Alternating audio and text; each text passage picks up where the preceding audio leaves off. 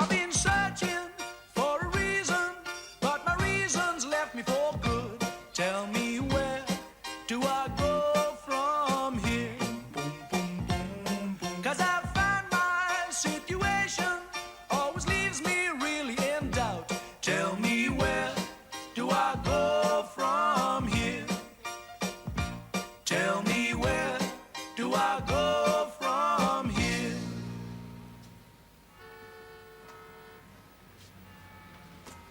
Morning, Susan. Morning.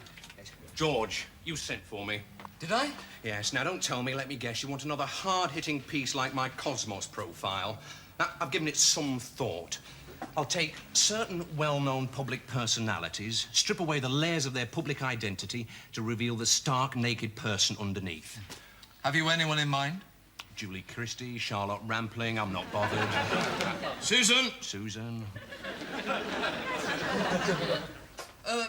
Why did I ask Jim to come in? Because Penny Westlake has got the flu. That's it. Could I have Penny's notes, please? They're on your desk, George. Are they? Oh, sorry. Right. I do wish you wouldn't keep looking at my thighs, Jim. I beg your pardon? He's trying to strip away the layers of your public identity, Susan. He couldn't strip wallpaper in. Here we are. Ah. Now, is it all right if I get back to my lunch? Yes. Thank you.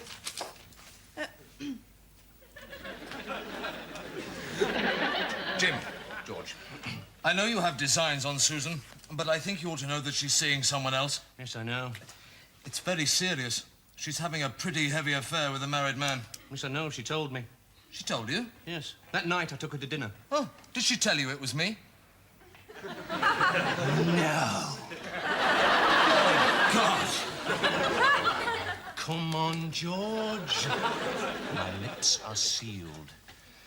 Now then, let's get back to the question of this lucrative article you want me to write for you. Penny Westlake was preparing a piece on Maurice Victor. She's done all the spade work. Here's her file. All that's needed now is the actual interview. Perfect. Should I know him? He's a film director, Jim. I mean, hardly the darling of the intellectuals. I mean, he's no Carol Rice or Tony Richardson. But his films make a lot of money. Perfect. I've been looking for something really stimulating to get to grips with. I know you have, Jim. But lay off Susan, right?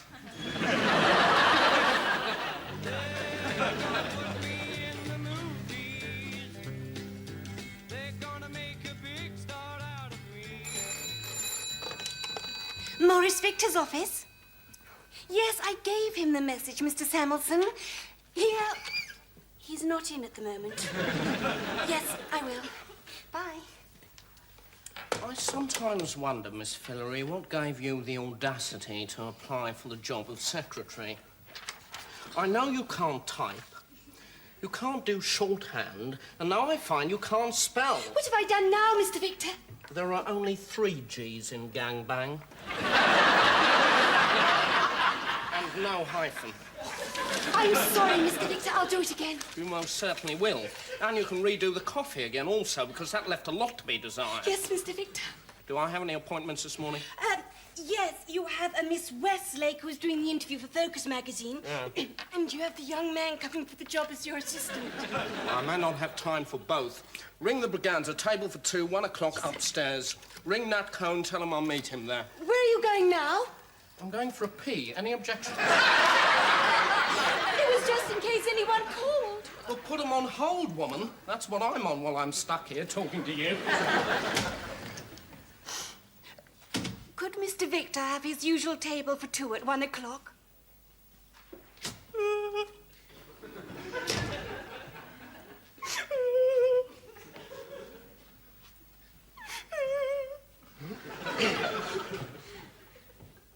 Is everything all right? No. Not bad news, I hope. No. Oh. Here, use these. Why are you crying? You'll meet him in a minute. Mr. Victor? Oh, come on. He can't be all that bad. This box was full yesterday. My name's Jim Dixon. I have an appointment. He won't be long. If you're that unhappy, why do you stay here? I knew my predecessor. I had a bet with her that I'd last longer than any previous secretary. Well, what's the record? 7 weeks. I've got 10 days to go. What will you do then? I'm going to go and recuperate with Mummy in Godalming.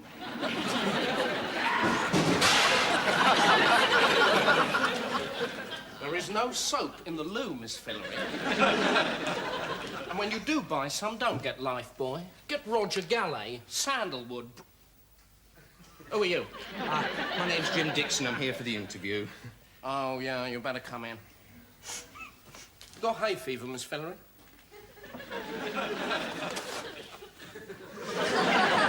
Close door, close door. You see this panelling? Yes. I've just had it installed, soundproof. Do you know why? No. Because I can't stand the sound of her voice. 700 quid this cost me, and I can still hear her. But she's crying. Believe me, her piping's reduced me to tears on many an occasion. Sit down. What did you say your name was? Dixon, Jim Dixon. Oh, yeah, and you're the friend of a friend of, Friend of... somebody, aren't you? Isn't that why you're here? well, indirectly, Extraordinary times for the British film industry. Attracted by our technical expertise, our lower studio costs, and the myth of swinging London, half of bloody Hollywood's here at the moment. Really? The opportunities have never been more wide open. Let me tell you, if you were a gorilla walking down Wardour Street with a script under your arm, someone would grab hold of you and make a deal.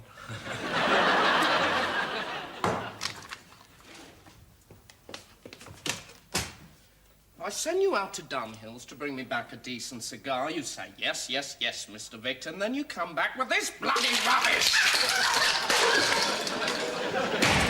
Now, where was I? there was a gorilla walking down Wardour Street. You know what I was doing in 1962? I'll tell you. I was working for my uncle, training to be an underwriter.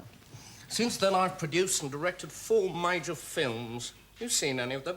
Well, I think I caught your last but one. Oh, yes, the Virgins of Penzance. Oh, did you? In this permissive age, as you can appreciate, that was a very difficult film to cast. What do you think of it? Well, I didn't see it under ideal circumstances. Scratch print? No, Dutch subtitles. Yes, I was teaching there at the time, and it was a rainy afternoon in the Still, hay. you can appreciate a film's intrinsic values. You do have an opinion, don't you? Yes. And? I thought it was utter rubbish. Interesting. Well, I hope you don't mind my honesty. On the contrary, I appreciate your candour. When you get to know me better, you'll find that I respect that. It makes a welcome change. I'm surrounded by so many sycophants. They're pushed for an answer if I say hello. Yes, well, I found the premise ludicrous, the characters cardboard, and the narrative non-existent. I make my films for the paying public. I don't make them for accolades in shice and sound.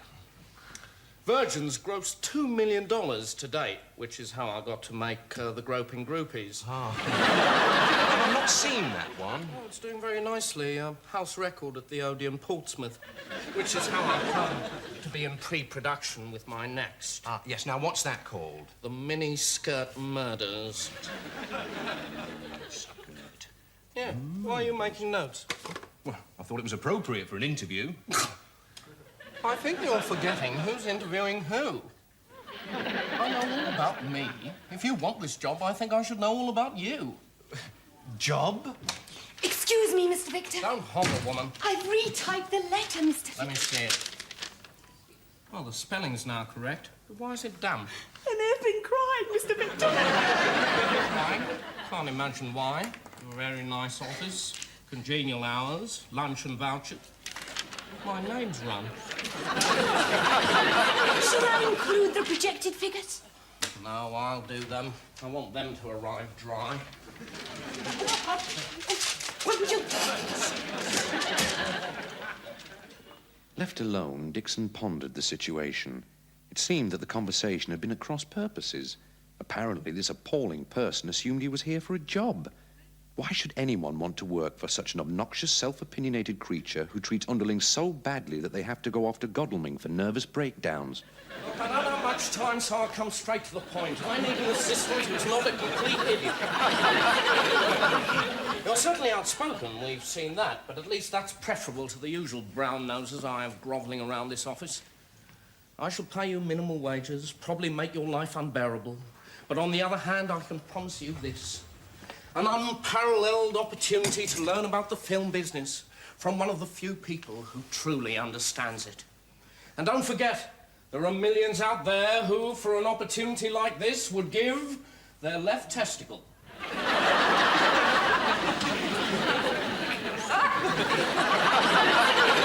When do I start? Now, read that script. I'll be back at 3 and we can finalise details.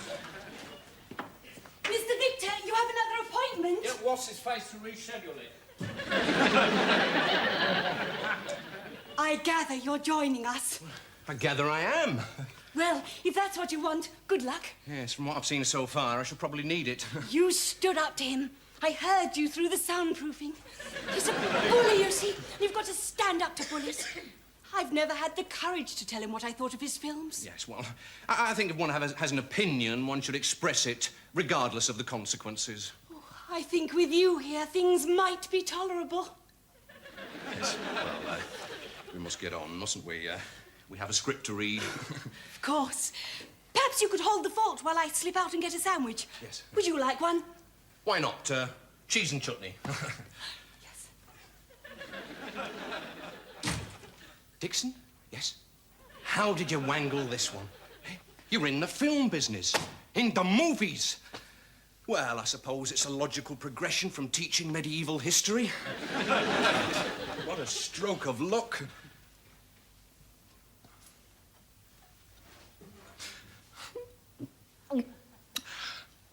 I accept this Oscar with humble thanks. Even though I wrote, produced, directed, edited, and starred in this movie, there are others without whom it would not have been possible. My mom and dad, my Uncle Harold, the Duke and Duchess of Kent, and the Millichips of 23 Napier Avenue. And finally, I would like to pay tribute to Mr. Maurice Victor, who gave me my first break. As you know, ours can be a cruel business, and Maurice fell on hard times. But I'm sure many of you here this evening will be pleased to know that he is now on the way back. He is currently assistant manager of the Odeon Portsmouth. Oh, God, I love you. Oh, excuse me. Yes, I was just dictating a letter. I'll turn off the dictaphone. Excuse me. Oh, please, come in. I'm Mike Burridge. I came to see Mr. Victor about the job. Ah, yes, Maurice mentioned the fact. You're the friend of a friend Of a friend, that's right. My father is a friend of a friend of a friend of... of Mr. Victor's accountant. Yes. Please, explain. The thing is, how can I phrase this? I'm afraid the job's already been taken. Sorry. Are you terribly upset? Not really. I mean, it was my dad's idea. I'm rather keen on doing what I'm doing at the moment. Oh, what's that? Nothing. No harm done, then. No, I may as well push off. My car's on a double yellow. Yes, I would if I were you. They're pretty hot round here. If my dad rings up, you will tell him I was here, won't you? I mean, I did make the effort, didn't I? No one could have tried harder, Mike. Cheers, then. Yes. Bye, Mike. And good luck with what you're not doing. Terrific. Don't even have to feel guilty. Yes. And let's face it, he'd never have lasted a day with Maurice Victor. For the first time, Dixon revealed a ruthless streak which surprised even him. He knew his insatiable drive to get to the top had made him a lot of enemies. He knew what people said about him behind his back. Jim, Doggy Doo-Doo Dixon, he's the kind of guy that takes the brakes off babies' pushchairs. Susan? Jim? Hello, Jim. How are you? Yeah? Yeah? How have you managed that? And it's what? He's landed a job with Maurice Victor. He's what? He's what? I suppose you can't. Well, it wouldn't really, would it? What's he saying? What's he saying? Well, he says under the circs he can't really do the interview because it wouldn't be ethically correct. Oh, don't be so silly, Jim. What's he saying now? He says, how would I like to be in the movies? Let me speak to the little turd. Dixon, you have an assignment. Yes, I know, George. But let's face it, it was Penny Westlake's idea in the first place. I think it's only fair that she finish what she started. Oh, no. What? No, listen, George, listen, I suggest that when she's better, she gives me a call and, well, I'll see when I can fit her in.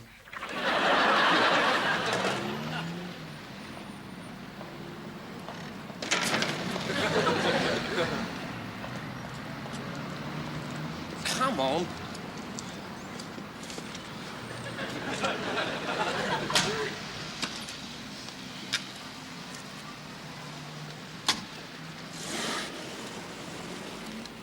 Did you have a good lunch?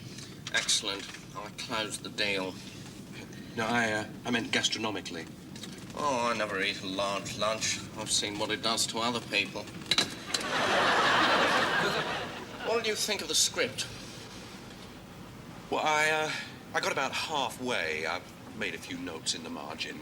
Why? You're not a school teacher now, you know. What can I expect at the end of the day? 4 out of 10, see me. Why did you ask me to read it? So that you'd know what's going on. We start shooting in 2 weeks.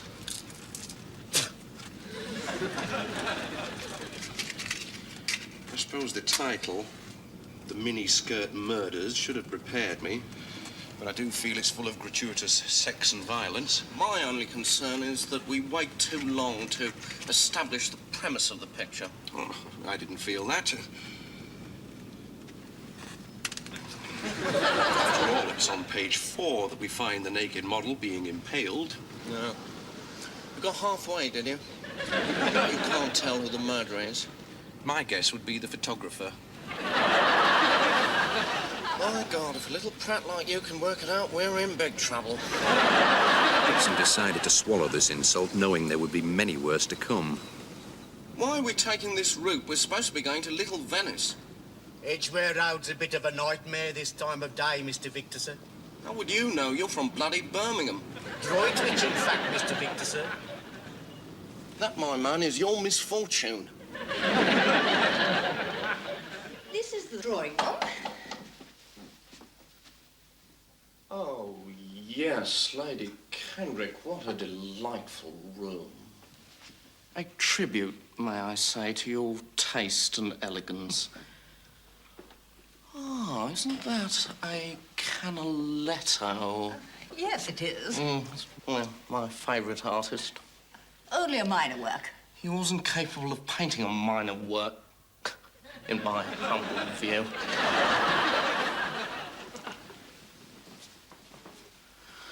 Well, I must say, Lady Kendrick, for my needs, this house is eminently suitable.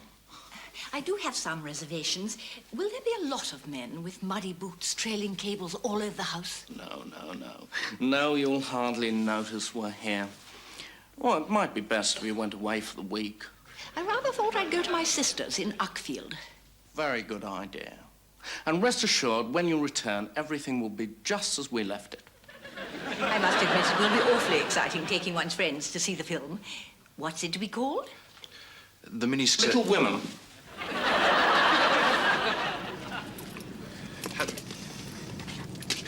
How many men in muddy boots will there be?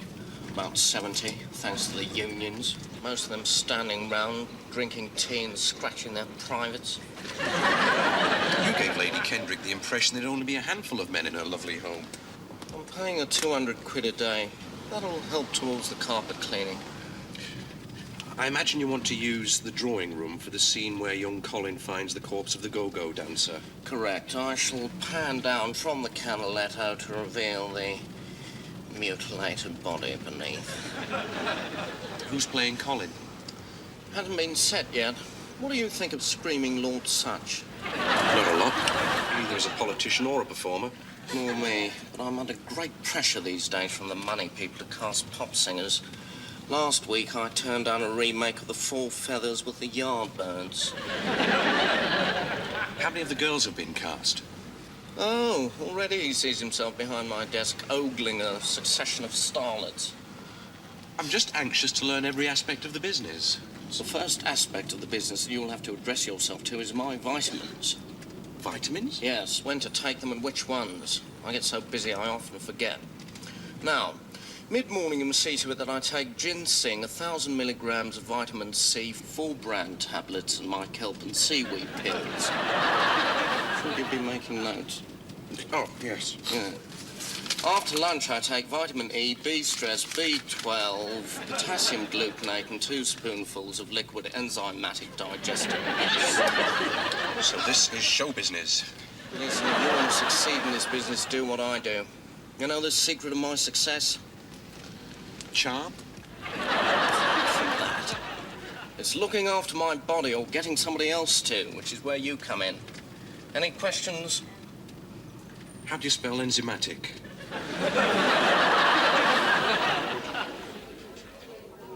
Signorina Simons, 2 sambuca with the compliments of Alvaro. Ooh, ciao. Thank you ever so much. Signorina? My thanks too. Molto grazie. Yes. And can I have il conto, per favore? Signore. Volare.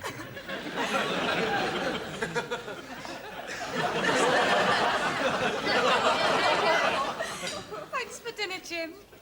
And here's to your new career. Oh, thanks, Lucy. You know, who would have thought that in a matter of weeks, Dixon, the penniless academic, would have been sipping Zambuca with a top model in London's trendiest trattoria. L'Aventura. Jim, you've still got a lot to learn. You know, it's ironic. I've spent my whole life studying and swatting, taking endless exams, and I've ended up in a job that needs none of it. You don't need diplomas for most of the best jobs. You need nerve and luck. It's having an in, innit? And it's only taken you 2 months to crack it. When I first met you, an out-of-work teacher. I was an out-of-work professor. Subtle difference. And now, you're a big shot. Yes, well, I'm hardly that, Lucy. Must be doing all right if you're offering me this part. Well, it's not exactly an offer, Lucy. I just said come along to the casting session and I'd squeeze your name in on the list. Listen, come about 11, he'll be at his best then. He'll have just as had his seaweed pills. Thanks, Jim. I'm ever so grateful. Well, I owe you one. Conto, signore? No. My shout. You know, after bumming meals and borrowing beds and not having enough money to feed the laundrette machine, do you know what a pleasure it is to sit in a trendy London restaurant with a beautiful girl and be able to pick up the bill? How much?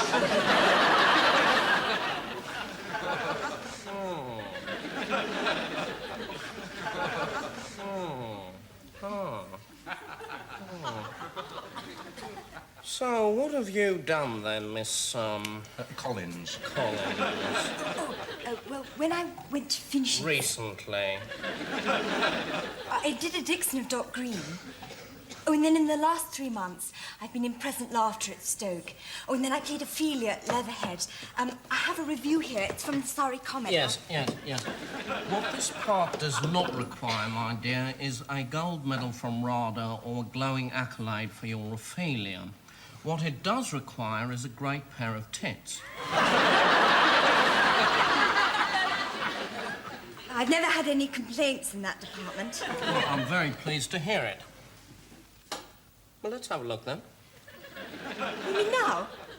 My dear young lady, if you get this part, millions of people will be feasting their eyes upon them. No point in being coy now. Do you mean I'd have to bear them? Page 23.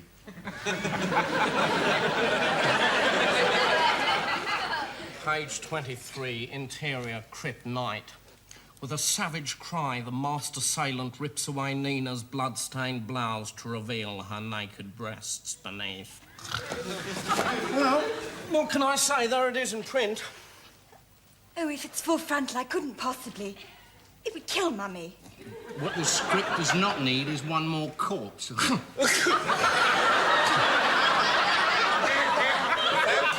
Miss, Collins. Collins. Yes, can you manage? Yes. Thank you very much for coming along, and good luck. Now, who's next? Has a name been penciled in here? Is there? Oh, yes, that's Lucy Simmons. A very strong possibility. Top model. You'll know her face from Queen, Nova, Vogue. Well, it's not faces we're looking for, is it? Look.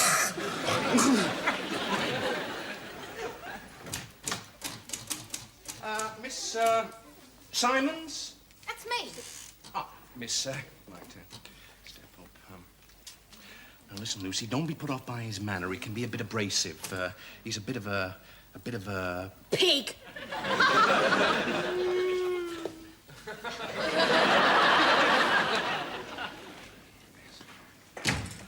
Lucy Simmons, Mr. Victor. How are you? All right, thanks. How's yourself? Under great pressure, my dear, so we better get a move on. You're the famous model, are you, Miss, Simmons. Simmons?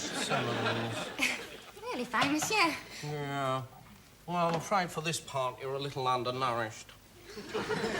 Yes, I agree Miss Simmons is not right for the part of Nina. However, I thought perhaps one of the other roles. Oh, did you? She can hardly play one of the debutantes with a voice like that. Yeah, I can talk posh if I want to. I can put the H on the oranges. Yeah, we're not casting Pygmalion. Oh, you've got a good pair of legs, I'll give you that. Have you seen these? They're very nice. But, the general public does like a bit of cleavage, and I'm afraid upstairs you leave rather a lot to be desired. You don't have to take this, Jim. Jim? Jim? Yes? Oh, you're personal friends, are you? I wondered how her name came to be squeezed onto the list. Miss Fillory, I told you no! Oh, all right, put him through. Goodbye, Mr. Victor. Victor, thanks for nothing. Mutual, my dear. Look, I'm sorry, Lucy. I really am. Don't worry. I don't need the scratch. I don't need aggravation from his sort. Yes, well, he's no business talking to you like that. Oh, blimey, I've dropped you in it now, haven't I? I don't care. I've been here a week. I've had enough of him. 7 days, par for the course. Wait for me, Lucy. This won't take long. All right. So she's a personal friend. But that doesn't mean she's not right for the part. You've no business talking to her like that. You've no business talking to anybody like that. Oh, you're a right little Cary Grant, aren't you? Is there any law in this business that says you can't recommend a friend? Oh, now, that little deception pales compared to what I've just heard. That was my accountant on the phone. Do you know what he just said? You broke the house record at the Ipswich Isolde. No, he said, how's young Mike Burridge getting on in the job? Mike Burridge? Yes. He was the one recommended as my assistant. You're not Mike Burridge, are you? Unless Jim Dixon is a nom de plume.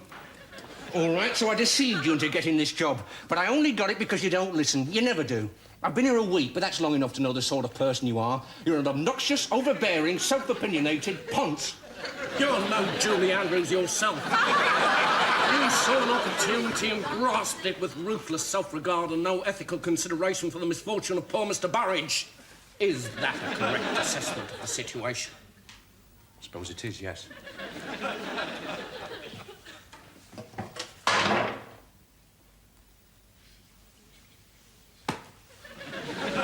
You remind me of me. You should do very well in this business.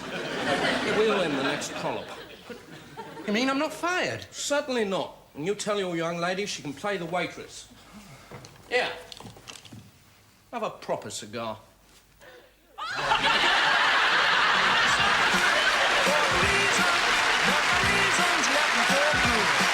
me where do I go from here?